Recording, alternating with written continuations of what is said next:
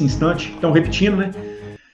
Colisões elásticas são aquelas que conservam a energia cinética. O antes e o após da colisão vão ter a mesma energia cinética. Nas inelásticas, você vai ter perda de energia cinética. Dentro das inelásticas, ainda tem uma que merece atenção, que são as perfeitamente inelásticas. Claro que nessas aqui não tem conservação de energia cinética. Mas elas têm uma particularidade que ela é a seguinte.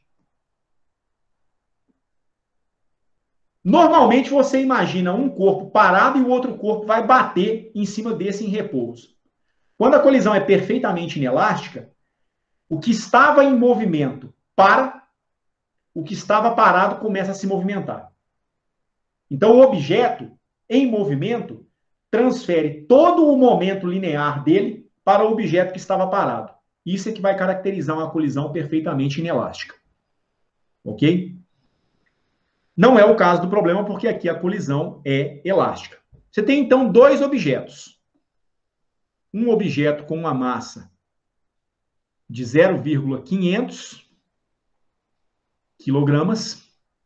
Ele vai se chocar com um segundo, cuja massa é de, eu acho que é 2,500 quilogramas. Não é isso mesmo?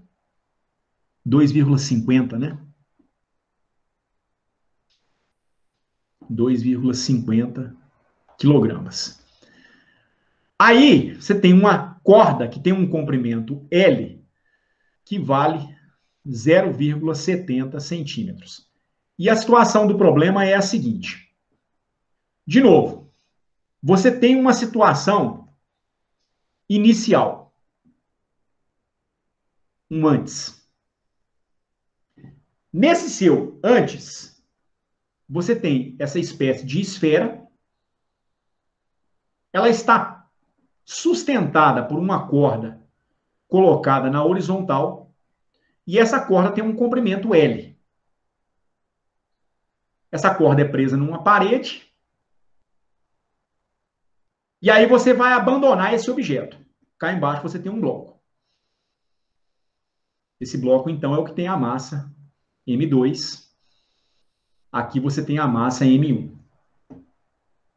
Aí, você vai ter aquele estágio em que você tem muita dificuldade para entender que tipo de processo é aquele que está acontecendo. Eu costumo chamar isso de uma caixa preta.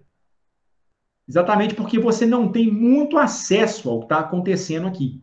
Aí você tem a bola entrando num processo de colisão com o objeto. E aí você vai ter um depois desse estado caixa preta. Aí depois desse estado caixa preta, o que acontece? A bola vai se movimentar numa superfície horizontal com uma velocidade V1. O bloco também vai se movimentar com uma velocidade horizontal no pós-colisão, que é um V2. Ora, tem força externa nesse problema? Depende. Depende do momento em que você está avaliando. Então, aqui, no estágio inicial, tem uma força externa. Você tem uma força externa gravitacional.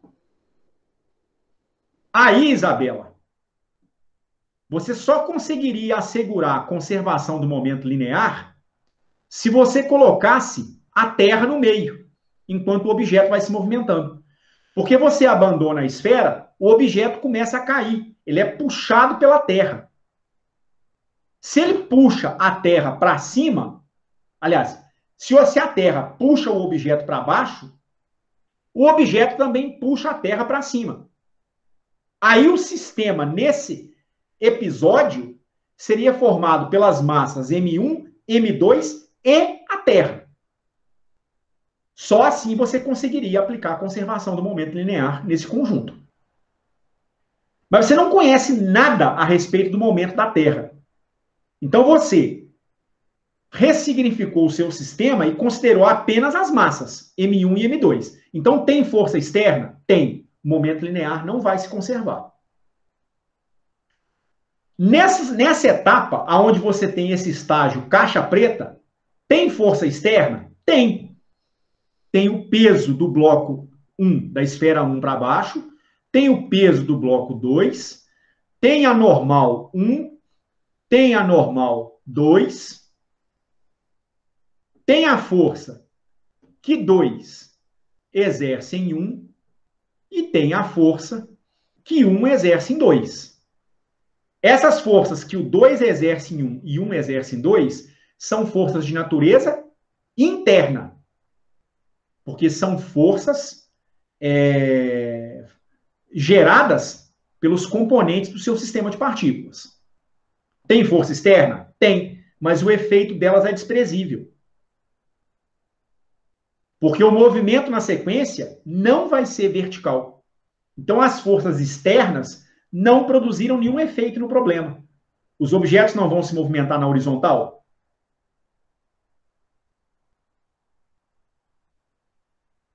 E aí, Isabela? Sim. Se eles vão se movimentar na horizontal após o impacto, as forças externas não desempenharam papel nenhum. Tá certo? Então, elas são irrelevantes no problema. Então, o que é relevante mesmo nesse problema, pelo menos nesse evento caixa preta, é o impacto de um corpo com o outro. É isso que vai fazer o bloco 2 se movimentar e vai mudar o movimento do bloco 1. Tá certo? Então, vamos lá. Primeiramente, vamos fazer uma investigação desse processo que eu estou chamando de antes da colisão acontecer. O meu antes. Duas coisas podem ser ditas. Primeiro, tem conservação da energia.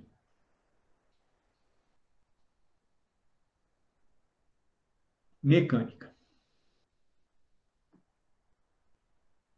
Para quem? Para o corpo 1.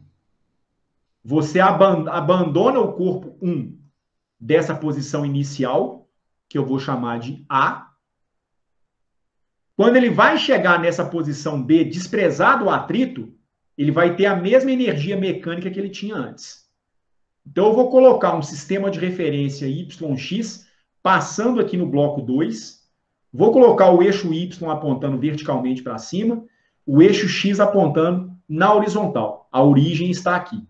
Então, a altura 0 está passando aqui pelo bloco 2.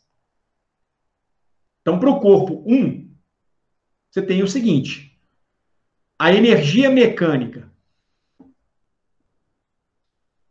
do bloco 1, antes dele ser abandonado, tem que ser igual à energia mecânica do bloco 1, do corpo 1, no momento do impacto.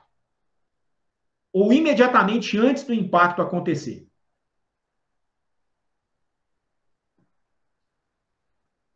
Energia mecânica inicial.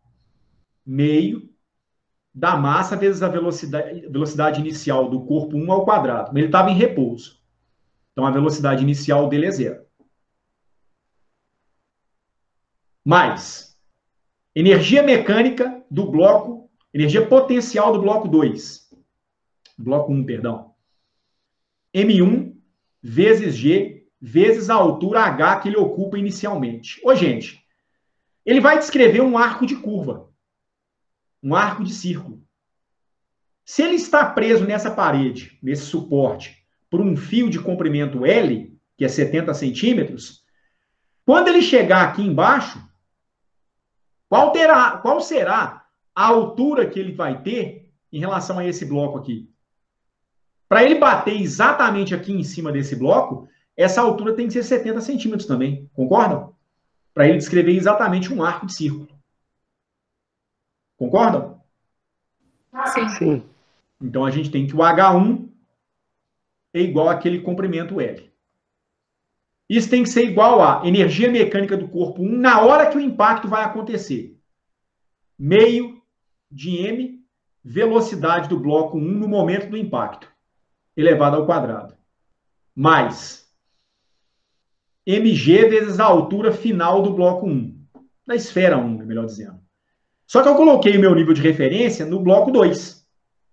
Então, a altura final, na hora do impacto acontecer, é 0. Com isso, a gente obtém o quê? As massas do corpo 1 podem ser eliminadas. Eu tenho que a velocidade do bloco 1 ao quadrado tem que ser igual a 2G H1 ou 2GL. Então, a velocidade 1, ela vale raiz de 2GL. Que velocidade é essa? Velocidade do corpo 1 imediatamente antes do impacto.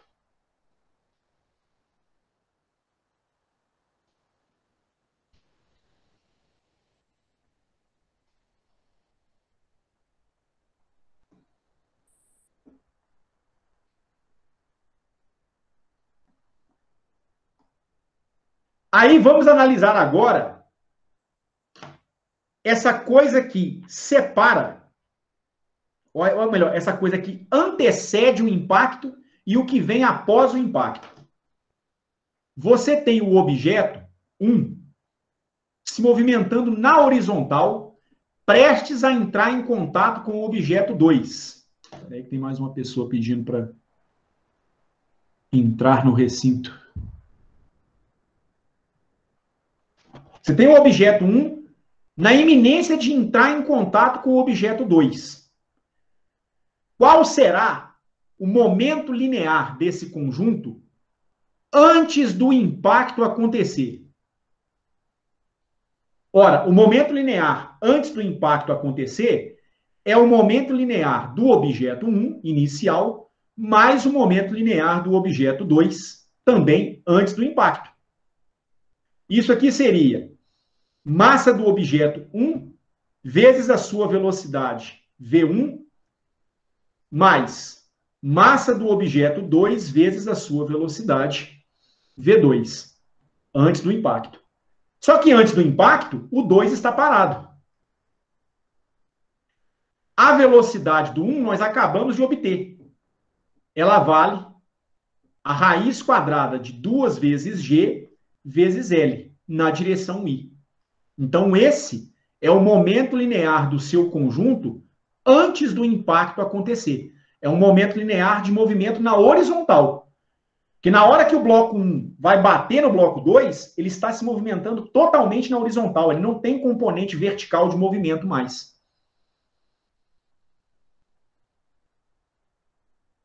Aí vem o impacto. Mas a gente nunca deve se preocupar com esse estágio do tipo caixa preta. Você sabe muito pouco a respeito desse fenômeno. Primeiro, porque ele é muito rápido. O impacto vai durar uma fração de segundos muito pequena. O que importa é o seguinte: se o que é relevante, como eu tinha colocado na figura anterior, são as forças de natureza interna e não as forças de natureza externa, então o momento linear imediatamente antes do impacto tem que ser igual ao momento imediatamente após o impacto. Então agora eu vou pensar no depois. Depois do processo do tipo caixa preta acontecer. Depois, o meu momento linear final, imediatamente após o impacto, vai ser o momento linear final do objeto 1 mais o momento linear final do objeto 2.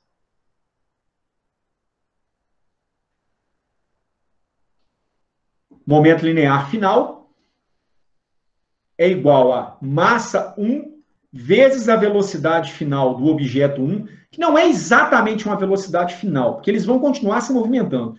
Por final, aqui a gente quer dizer após o impacto acontecer, tá certo?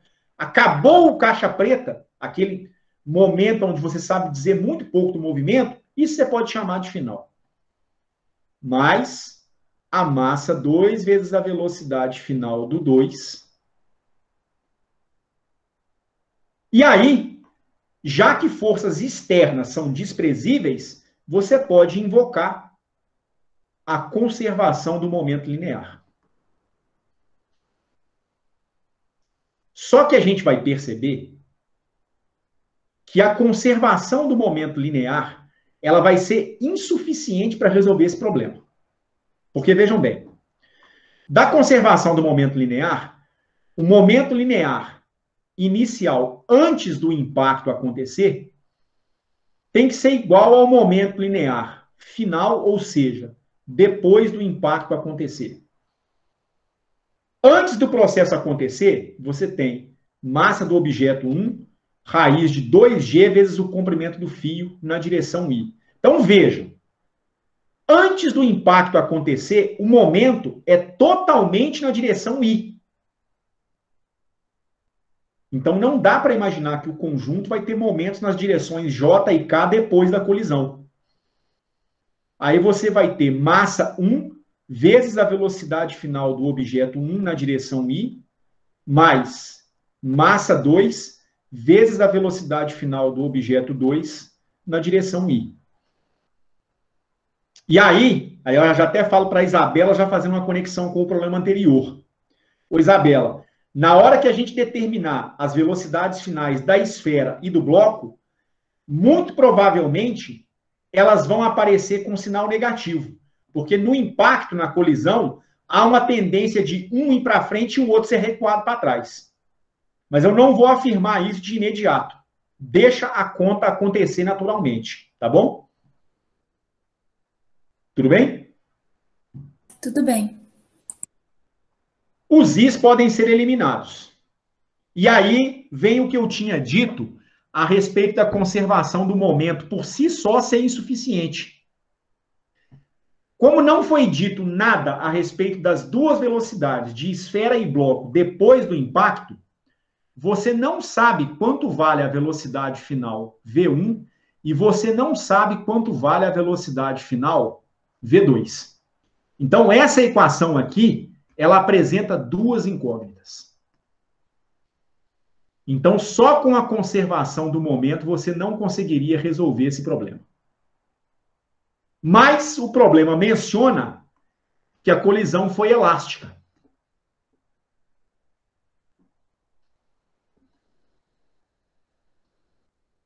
E o que isso significa? Que houve conservação da energia cinética.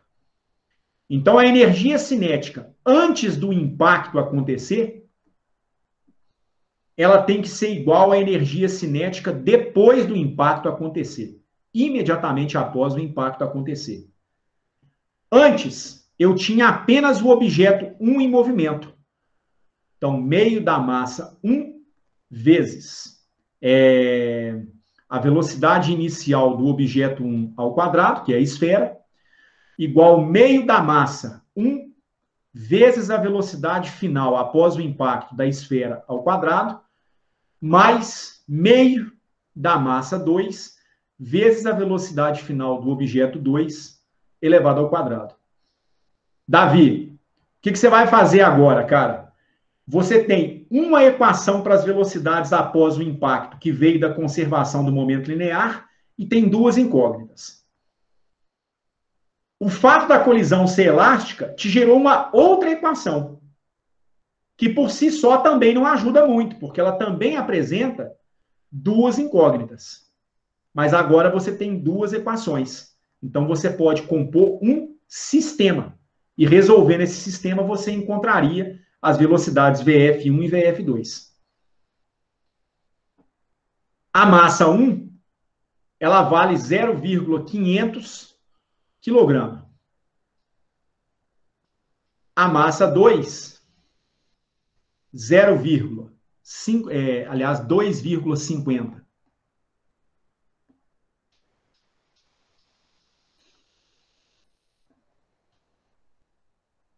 quilograma.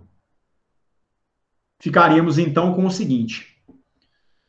0,5 vezes a raiz de 2G vezes L.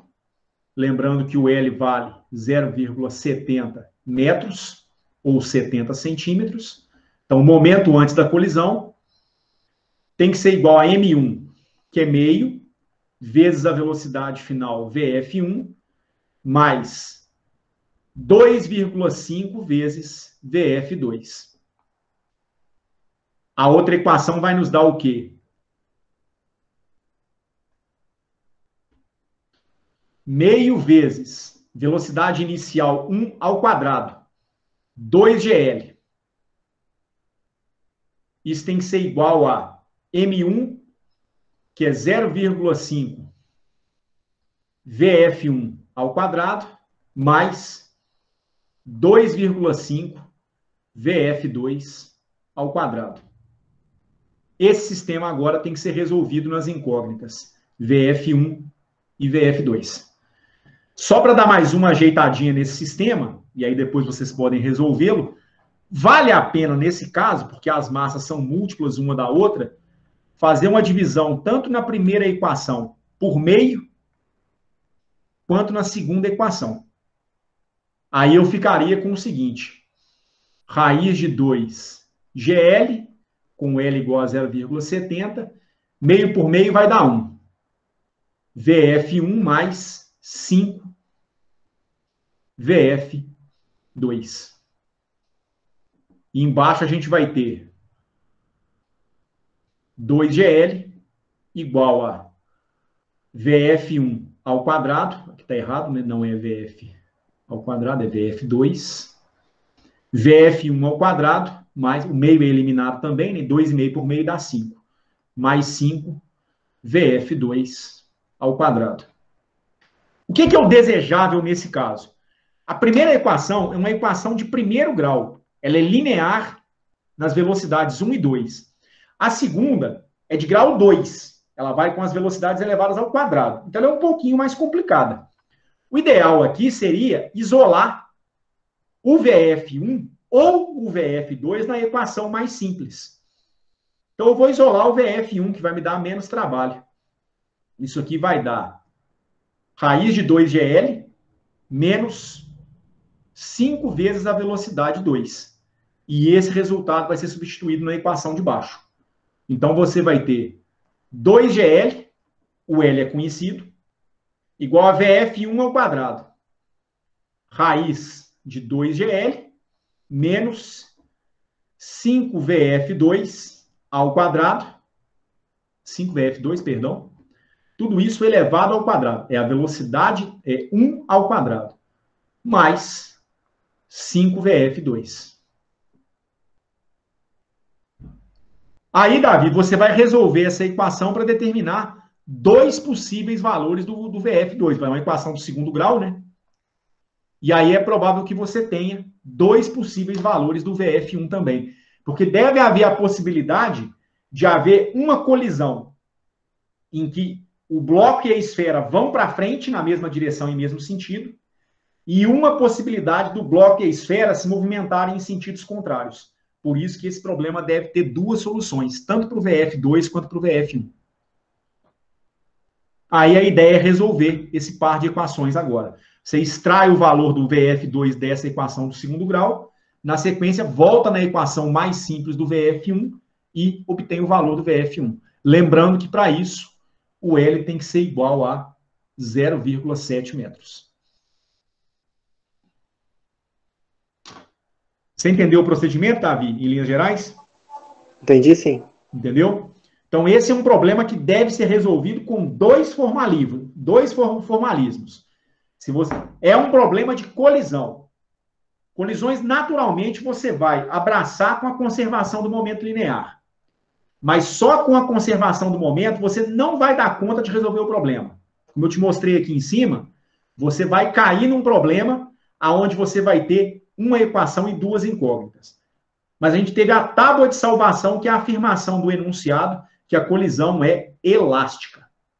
E aí, se a colisão é elástica, a energia cinética antes da colisão é igual à energia cinética depois da colisão. Você constrói uma outra equação nas velocidades finais e monta um sisteminha com as duas. Tudo bem? Tudo bem. Isabela, Morgana, entendeu? Sim. Sim. Sim. Eu gostaria, então, como o Davi manifestou isso agora há pouco, de fazer um exemplo sobre um cálculo de centro de massa. Tudo bem, meninas? Tudo. Por mim, sim.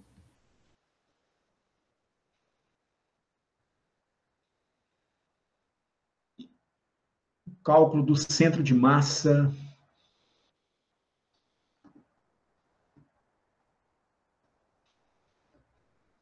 para uma tira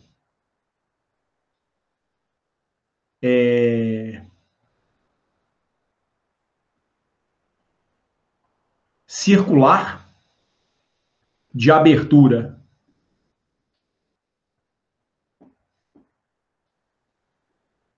angular 180 graus com raio interno R1 e raio externo R2. A proposta da geometria do problema é essa aqui.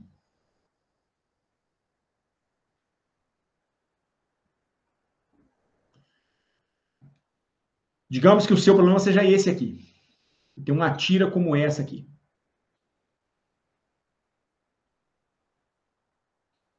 Ela tem um raio interno R1 e ela tem um raio externo R2. Então, vou fazer o seguinte. Vai ficar claro, ao longo da solução, por que eu vou fazer essa escolha. Já que você quer calcular a posição de um centro de massa, posição só faz sentido quando ela é medida em relação a um certo sistema de referência. Primeira coisa, então, é escolher um sistema de referência.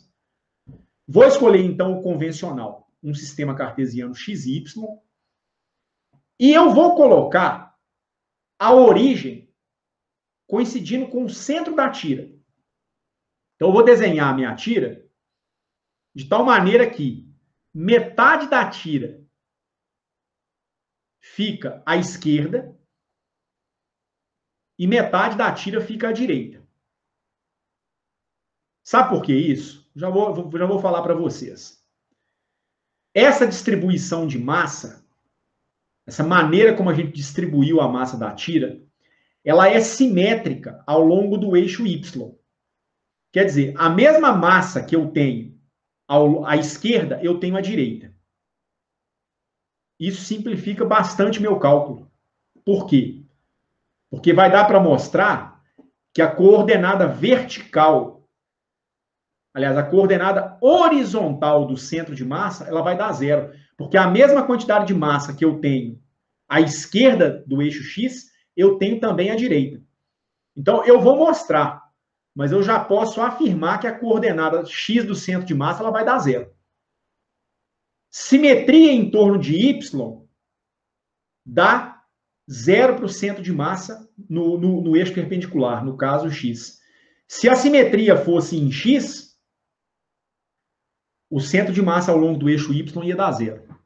Mas eu vou mostrar as duas, tá certo? Eu vou calcular a coordenada X do centro de massa e a coordenada Y do centro de massa também. A dificuldade do Davi é que nesse problema a distribuição de massa é contínua. Você não tem um centro de massa formado por partículas isoladas. Então, o vetor posição do centro de massa é, na verdade, como é que eu vou dizer? A coordenada X do centro de massa na direção Y, mais a coordenada Y do centro de massa na direção J, mais a coordenada Z do centro de massa na direção K. Só que nesse caso, o problema é planar, no plano XY, né? Então, o Z do centro de massa já vai ser zero mesmo. Aí, como é que você vai escrever as equações para a coordenada X e para a coordenada Y? O X do centro de massa vai ser a integral de cada posição X, de cada elemento de massa dm, dividido pela massa total. E a coordenada Y do centro de massa é a integral da coordenada Y das massinhas dividido pela massa. Lembra muito, no final das contas, a definição usual de centro de massa. em termos de um somatório. Só que como você tem uma quantidade absurdamente grande de partículas, a soma não pode ser discreta. Ela tem que ser convertida numa integral. Então, vamos começar de primeiros princípios. Quem é esse dm? Esse m eu chamo de elemento de massa. E isso é a primeira coisa pela qual você deve se chamar, você deve se atentar. Davi, primeira coisa que eu posso te falar é a seguinte. Essas integrais estão sendo feitas numa variável que mede massa para você. Você vai se livrar desse dm. É a primeira coisa que você vai fazer. Você não vai integrar na massa. Então, nós devemos nos livrar de dm. Como que você vai se livrar desse elemento de massa? Você vai introduzir uma densidade. Isso aqui vai ser conquistado pela introdução de uma densidade de massa.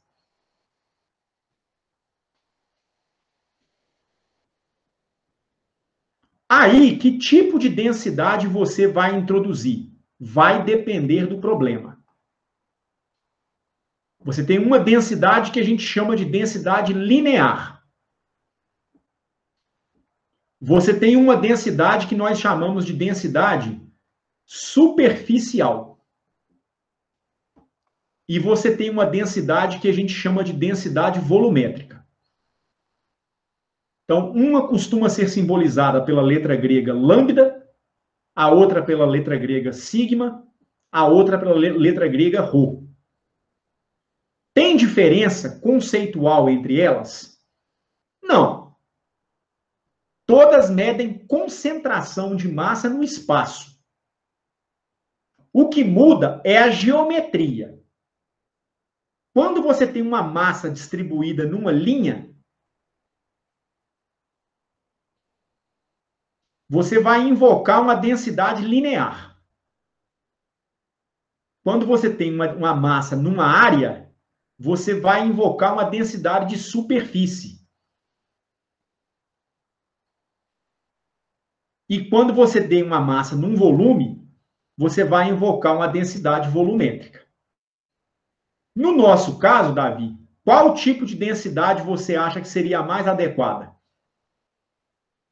Superficial? Superficial. Não é uma massa distribuída numa linha, e sim numa área. Como você define essas densidades?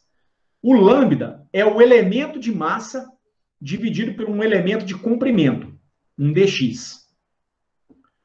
O sigma é um elemento de massa dividido por um elemento de área. Esse elemento de área, ele seria um produto de um dx por um dy. Isso se você for trabalhar em coordenadas cartesianas.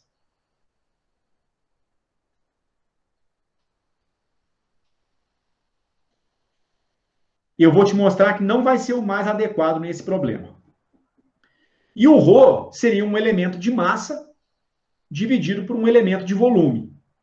O elemento de volume vai ser igual a um dx vezes um dy vezes um dz. Dificilmente uma coisa como essa vai cair. Mas uma superficial talvez existe um risco sim. Então vamos lá. Vamos reconstruir o problema.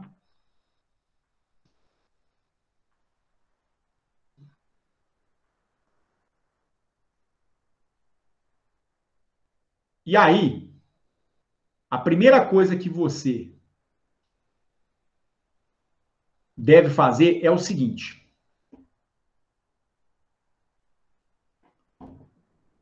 O Paranauê todo se dá em torno desse elemento de área. Então, daqui você poderia dizer, para ser bem objetivo, que o dm ele vai ser igual a sigma vezes dA. Então, em princípio, você vai ter que o elemento de massa vai ser igual a sigma vezes dx vezes dy. Então, se você tiver um quadradinho aqui no seu na sua tira, essa pequena célula, ela tem uma pequena espessura dx e uma pequena altura dy. Isso é uma espécie de um retângulo, Davi. Então, essa área seria o produto da base pela altura. O dA, então, valeria dx dy. Tudo bem? Tudo certo. Mas veja só. Nesse caso, a sua coordenada x do centro de massa seria, então, a integral de x vezes dm, que é sigma dx dy, dividido pela massa total. O y do centro de massa vai ser a integral de y vezes sigma vezes dx dy sobre a massa total. Mas, cara, a sua geometria é curva. E o seu problema é o seguinte: o seu elemento de área marcado em coordenadas cartesianas não é uma boa ideia, porque a coordenada cartesiana ela é muito boa quando você não tem uma curvatura. E nesse caso, como é que você vai associar essas linhas retas com esse monte de curvas aqui? Não vai ficar muito bom. Então, eu recomendo você fazer uma migração para coordenadas polares. Eu acho que fica bem mais fácil.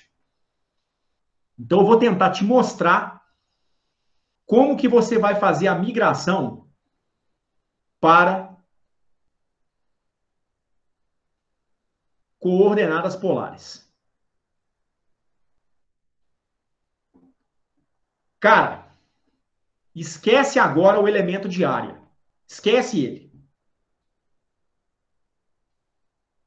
Pensa num ponto localizado no espaço, em duas dimensões.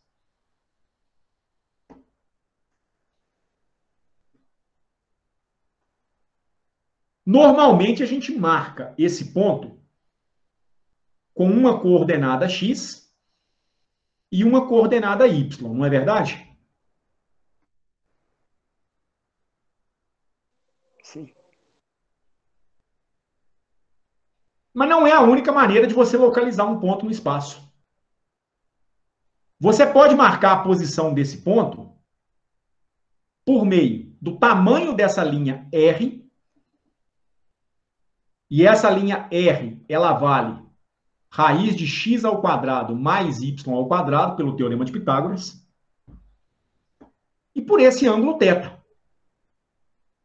Porque o x, você há de concordar comigo, é um cateto adjacente a esse ângulo θ. Ele vale R vezes o cosseno de θ. E o y vale R vezes o seno de θ. Davi, você acabou de fazer, ou acabou de acompanhar, a parte mais importante da conversão de coordenada cartesiana para coordenada polar. É trocar o x com essa geometria aqui, é claro, né? Por R cosseno de θ, em que o R é medido na radial até a origem, e o y por R seno de θ. Você entendeu isso? Entendi. Agora vamos fazer o seguinte. Na figura anterior, eu vou marcar essa quininha do meu quadrado aqui. Isso aqui seria a minha coordenada x. E isso aqui seria a minha coordenada y. Então, repara que o dx e o dy significam aumentos nas coordenadas x e y. Você provoca um pequeno aumento em x e um pequeno aumento em y. Eu vou fazer algo semelhante aqui embaixo. Mas como eu quero trabalhar agora com as novas coordenadas, eu vou fazer o R aumentar de uma pequena quantidade. Ele vai aumentar de uma pequena quantidade dr. E eu vou fazer o θ aumentar também, mantendo o R fixo. Então, essa linha aqui, ela tem o mesmo tamanho R. Então, você fez a linha radial mudar um pouquinho. E aí você fez o ângulo aumentar um pouquinho por um dθ. Essa distância aumentada na radial, eu chamei de dr.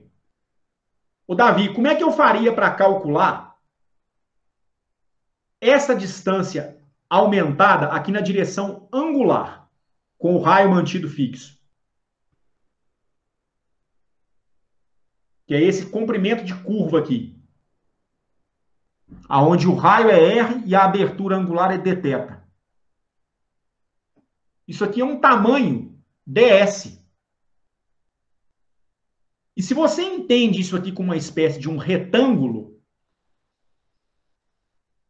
você aceita que esse elemento de área seria igual ao produto, pelo menos muito aproximado, dessa largura por essa base ds? Você concorda com isso? Concordo.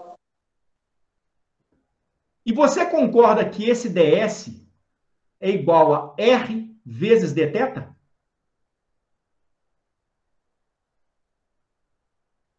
Sim. Você acabou de aprender coordenadas polares. O elemento de área em coordenadas polares, o seu dx dy, ele vai se transformar nisso aqui, ó. Um elemento na radial multiplicado por um elemento angular. Ele vai dar R dr dθ. Então, quando você vai calcular a coordenada x do centro de massa, você tinha a integral de x vezes sigma dx dy sobre a massa total. Normalmente, você vai assumir a densidade como constante. Se o material é homogêneo, como é em boa parte das aplicações, ele tem a mesma densidade em todos os pontos dele. Ele pode sair para fora. Aí sobraria a integral de x dx dy dividido pela massa total.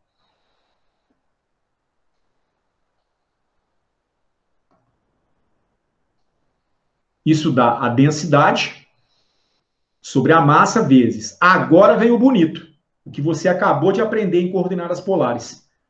A coordenada x do centro de massa depende da posição x de cada elemento. Em coordenadas polares, isso aqui vale R cosseno de θ. O elemento de área é dx dy. A dx dy é uma porcaria em coordenadas curvas, como essa aqui. Em coordenada polar, isso aqui vale R dr dθ. Você vai ter que calcular, então, cara, uma integral dupla. Mas é uma integral facílima de ser resolvida.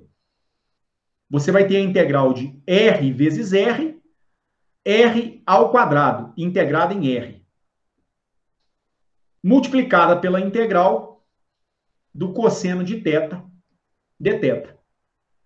Quais são os limites de integração que você vai impor? Agora, a geometria do seu problema vai te dizer de onde até onde você vai integrar. A coordenada radial, ela começa valendo R1 e ela termina valendo R2.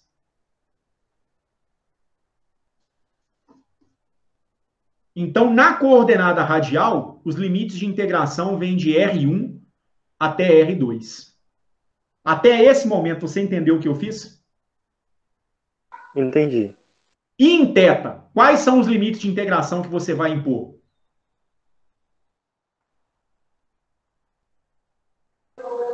De 0 a π? De 0 a π radiano. Você começa no eixo x positivo e faz a varredura nessa direção e nesse sentido. Então, isso aqui vai te dar uma integral de 0 a π. Isso aqui dá sigma sobre a massa vezes integral de R2, R3 sobre 3, avaliada entre R1 e R2. Integral da função cosseno de θ dá menos seno, né? Menos seno de θ, avaliada entre 0 e π radianos. Aliás, dá mais seno, né? Não, é menos seno. É menos seno. É menos seno mesmo. É mais, não? Não, tá certo, é isso mesmo. É mais seno. A função que você deriva para obter cosseno é seno de θ. Você deriva o seno para chegar no cosseno. Isso. Então, a integral cosseno, você volta no seno. Só que isso aqui te daria seno de π menos seno de zero. Seno de zero é zero. Seno de π é zero também. Eu não tinha dito que a coordenada x do centro de massa daria zero?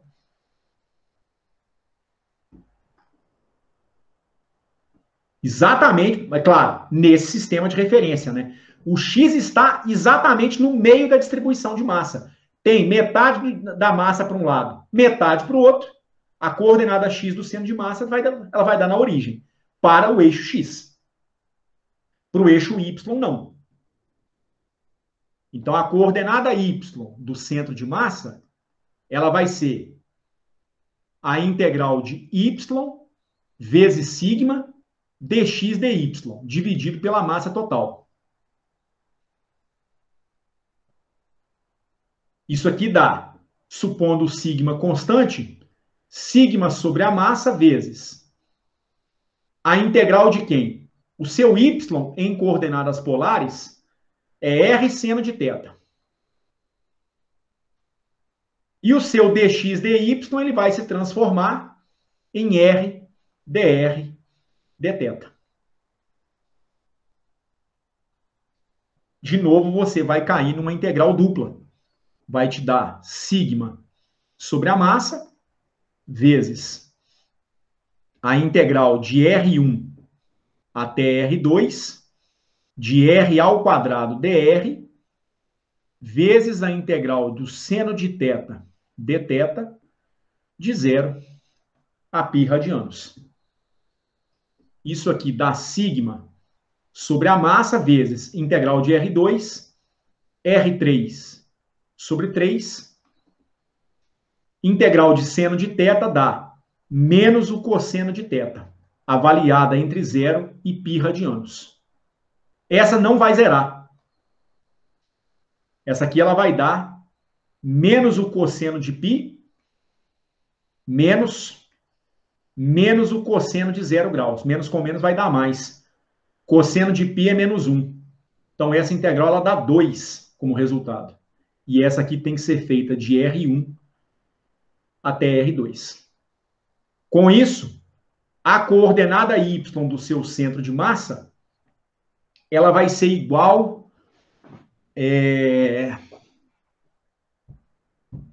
Ela vai ser igual a quanto? Sigma sobre a massa, R2 ao cubo, menos R1 ao cubo, sobre 3, vezes 2. Ou 2/3 de sigma sobre a massa, R2 ao cubo, menos R1 ao cubo. Normalmente, a gente não deixa o resultado expresso em função das densidades.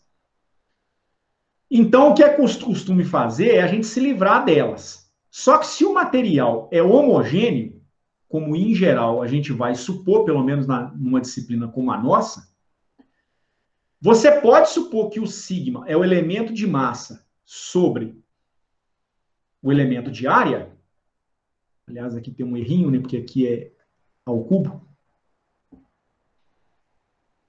Mas isso é a mesma coisa que fazia a proporção entre a massa total e a área total. Como você vai calcular essa área total? Essa área total, ela seria igual a quanto? É como se você tivesse um disco de raio R2. Então, você teria a massa dividida por π R2 ao quadrado, menos um disco interno de raio R1 que você vai descontar. Esse aqui tem um raio R1. Então, dá πr2 ao quadrado menos πr1 ao quadrado. Ah, um detalhe, dividido por 2, né? A área total seria πr ao quadrado, mas é metade da área para cada disco para esse vazado que eu retirei. Então, a coordenada y do centro de massa, ela vai dar 2/3 vezes 1 sobre a massa, vezes a massa, vezes π sobre 2, R2 ao quadrado, menos R1 ao quadrado, vezes R2 ao cubo, menos R1 ao cubo.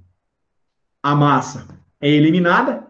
Se você fizer a divisão de frações, isso aqui vai dar 4 dividido por 3π, que multiplica R2 ao cubo, menos R1 ao cubo, sobre R2 ao cubo,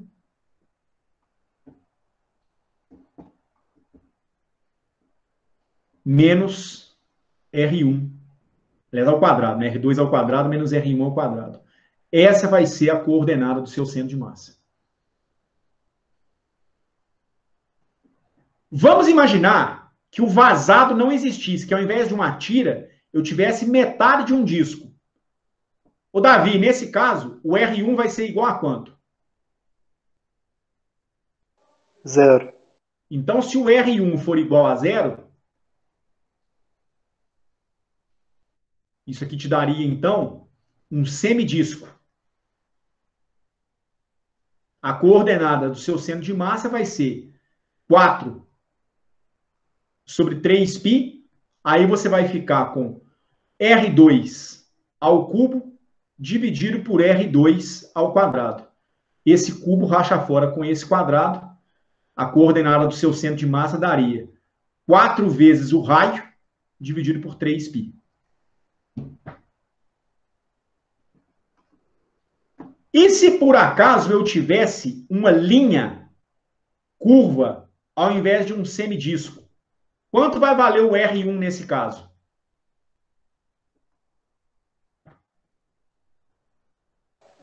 O valor dele vai tender para o R2. Exato. Então vamos imaginar que o R1 tende para o R2. Aí eu vou deixar que vocês pensem até o nosso próximo encontro. Isso daria a coordenada do centro de massa igual a 4 sobre 3π vezes R2 ao cubo menos R2 ao cubo, porque o R1 é igual a R2, sobre R1 ao cubo, ao quadrado, perdão, menos R2 ao quadrado, menos R2 ao quadrado. 4 sobre 3π vezes 0 dividido por 0.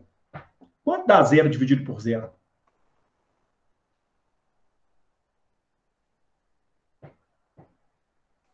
É uma indeterminação, né? Exatamente.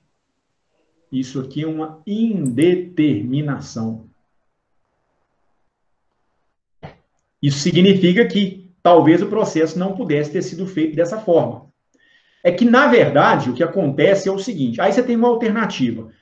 Como a indeterminação deu do tipo 0 sobre 0, para você poder chegar no resultado de calcular esse limite quando o R2 tende para R1, você pode ou aplicar a regra de L'Hopital, que vocês aprenderam em cálculo 1, ou uma outra coisa que talvez fosse o mais inteligente.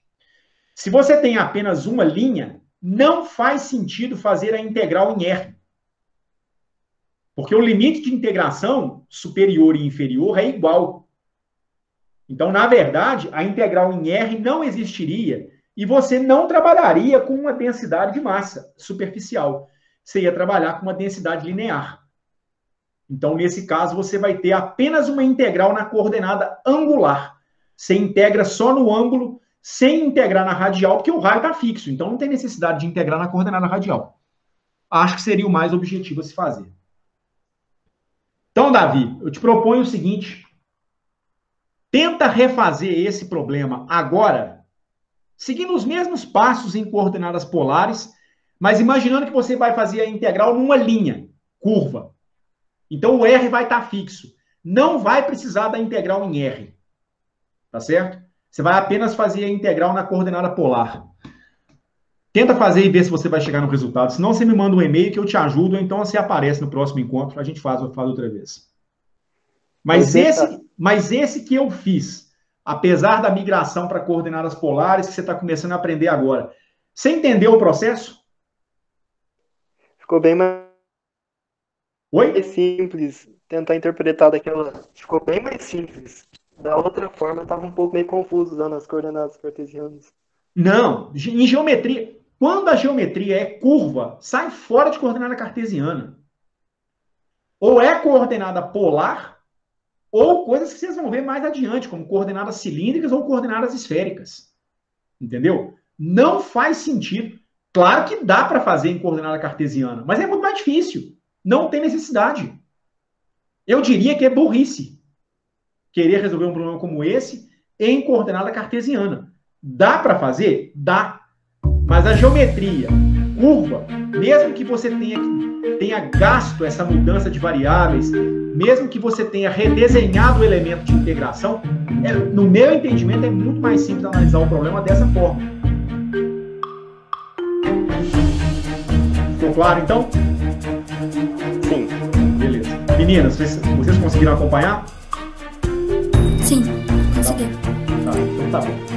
Meninas, em razão do horário, eu não tô na minha casa, hoje eu tô na universidade, eu vou encerrar por aqui, tá certo?